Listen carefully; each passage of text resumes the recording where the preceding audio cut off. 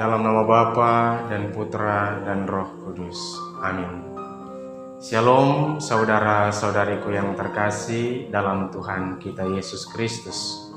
Pada kesempatan ini kita kembali lagi untuk bersama-sama merenungkan sabda Tuhan lewat bacaan-bacaan kitab suci di hari ini. Bacaan pertama dari kitab Daniel dan Injil dari Injil Yohanes.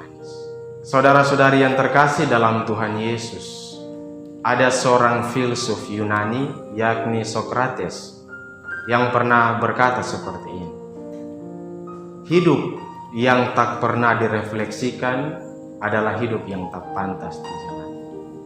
Penekanannya yakni pada refleksi dalam hidup. Artinya apa? Bahwa dari hari ke hari kita harus berusaha untuk melihat diri kita, merefleksikan perjalanan hidup kita. Dalam konteks kita sebagai orang beriman Kristiani, dalam hal kerohanian, dari hari ke hari kita berusaha untuk menjadi sempurna, untuk menjadi suci, agar hidup kita pantas dan berkenan kepada Tuhan. Akan tetapi bila kita merefleksikan perjalanan hidup kita, usaha-usaha kita, maka kita dengan jujur dan rendah hati berani mengatakan bahwa kita belum sempurna. Kita memiliki dosa, kita berdosa di hadapan Tuhan dan sesama.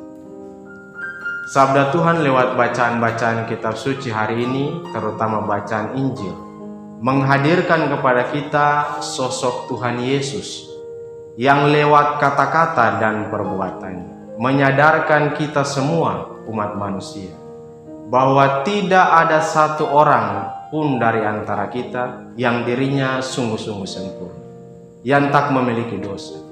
Kita semua berdosa.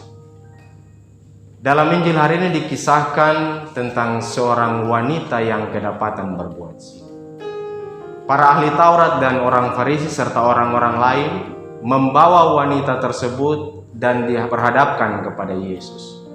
Mereka ingin melihat bagaimana tanggapan Tuhan Yesus tentang tindakan, tentang dosa yang dilakukan oleh wanita tersebut.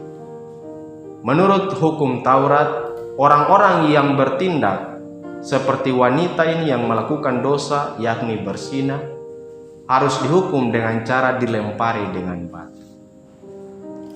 Di sini kita bisa melihat bagaimana para ahli Taurat, orang Farisi dan orang-orang lain tersebut yang dikisahkan dalam Injil menganggap diri sebagai orang benar, orang suci. Karena itu mereka merasa punya hak untuk menilai orang lain, bahkan untuk mengadili dan menghakimi orang lain. Padahal mereka tidak menyadari diri bahwa mereka pun punya dosa. Mereka tidak menyadari diri bahwa mereka pun tidak sempurna. Hanya saja dosa, kesalahan, kekurangan, kelemahan hidup mereka belum diketahui oleh orang lain. Masih tersembunyi, hanya diketahui oleh diri sendiri. Tetapi di hadapan Tuhan, yakni Yesus, Allah yang Maha Tahu, tidak ada yang tersembunyi. Karena itu, saudara-saudari yang terkasih, ketika Yesus mendengar apa yang dilaporkan oleh para ahli Taurat, orang Farisi dan orang-orang lain tentang perbuatan zina yang dilakukan oleh wanita ini, Yesus menanggapinya dengan dua hal, yakni ia tunduk dan menulis dengan jari di tanah. Dan kemudian setelah itu, Yesus memandang kepada orang banyak itu dan berkata, barang siapa di antara kalian yang merasa diri tidak berdosa, hendaklah ia yang pertama mengambil batu dan melempari wanita itu.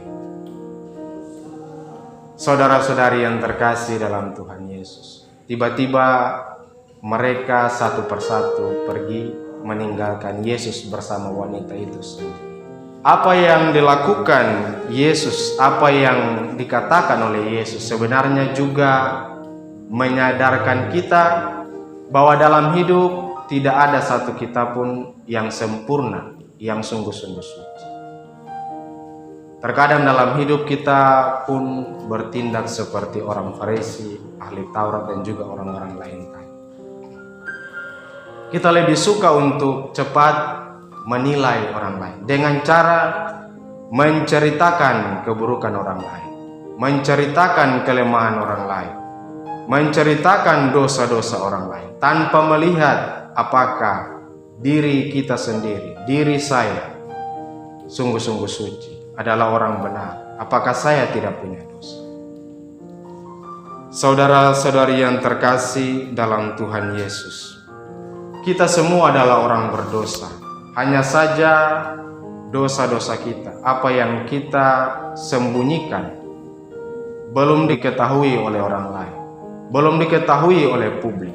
Tapi di hadapan Tuhan tidak ada satu hal pun yang tersembunyi, termasuk dosa-dosa kita. Yesus berkata seperti ini, "Hai orang munafik,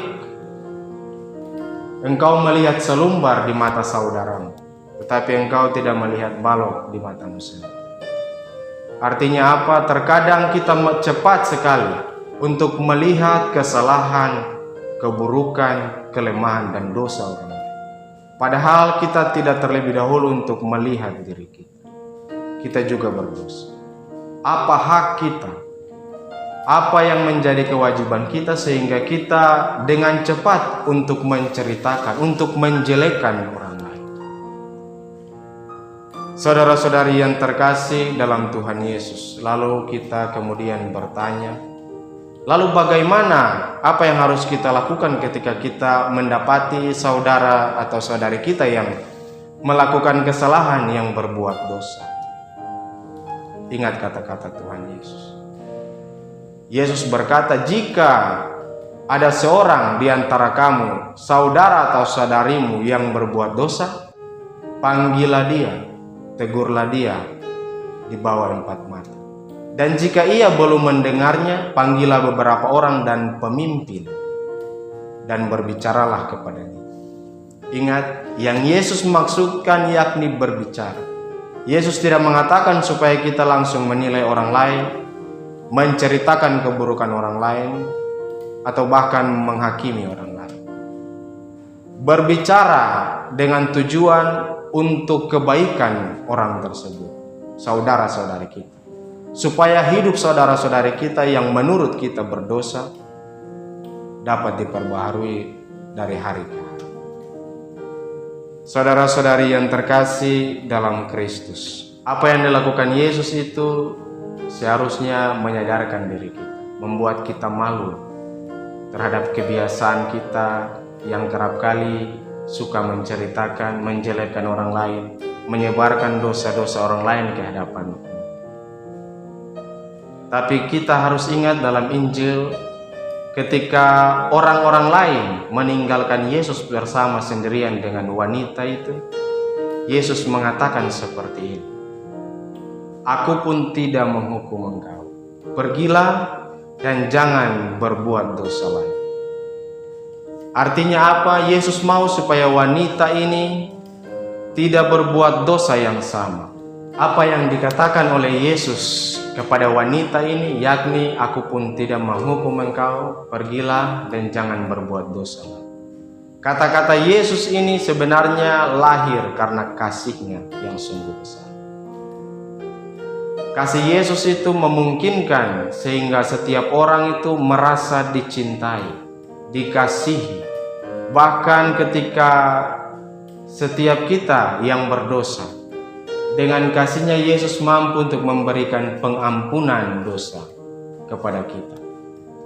Sebenarnya apa yang dikatakan Yesus kepada wanita ini juga ditujukan kepada kita. Yesus mau supaya kita pergi dari dosa-dosa kita dan jangan kembali untuk berbuat dosa yang sama. Saudara-saudari yang terkasih dalam Tuhan Yesus, hanya orang yang menyadari diri sebagai orang berdosa dan yang punya kasih dalam hatinya yang mampu untuk mengampuni sesamanya. Dengan rendah hati, mari kita juga jujur kepada Tuhan. Tidak ada yang dapat kita sembunyikan di hadapan Tuhan bahwa kita ini orang berdosa. Kita diberikan kesempatan oleh Yesus untuk menyadari diri sebagai orang berdosa. untuk mengambil kesempatan ini untuk bertobat, mengubah cara hidup kita. Ada kata-kata yang bagus seperti ini. Orang kudus punya masa lalu, tetapi orang berdosa itu punya masa depan. Artinya apa? Bahwa segala perbuatan dari orang kudus seperti santo santa, para martir, perbuatan mereka yang baik, yang benar, yang dipuji oleh Tuhan dan sesama, itu selalu dikenangkan turun-temurun hingga saat ini. Tetapi kita orang berdosa itu punya masa depan. Artinya apa? Tuhan masih memberikan waktu dan kesempatan untuk kita, untuk beralih dari cara hidup kita, dari kesalahan-kesalahan kita, dari dosa-dosa kita, supaya bertobat dan kembali hidup bersama dengan Tuhan. Saudara-saudari yang terkasih dalam Tuhan, hari-hari ini kita masih ada dalam masa Prapaskah. Tidak lama lagi kita akan masuk dalam Minggu Palma dan Pekan Suci. Hari Paskah semakin dekat. Karena itu mari kita gunakan waktu yang sisa ini untuk membaharui lagi hidup kita, bertobat dari dosa-dosa kita. Jika kita telah mendapat pertobatan, kita mendapat pengampunan dari Tuhan. Sudah sepantasnya bagi kita untuk memberikan maaf, pengampunan kepada sesama yang bersalah kepada kita. Agar hidup kita di hadapan Tuhan dan sesama sungguh layak dan damai. Agar kita dapat menyambut hari Paskah yang cerah. Semoga rahmat Tuhan menolong kita. Amin. Dalam nama Bapa dan Putra dan Roh Kudus.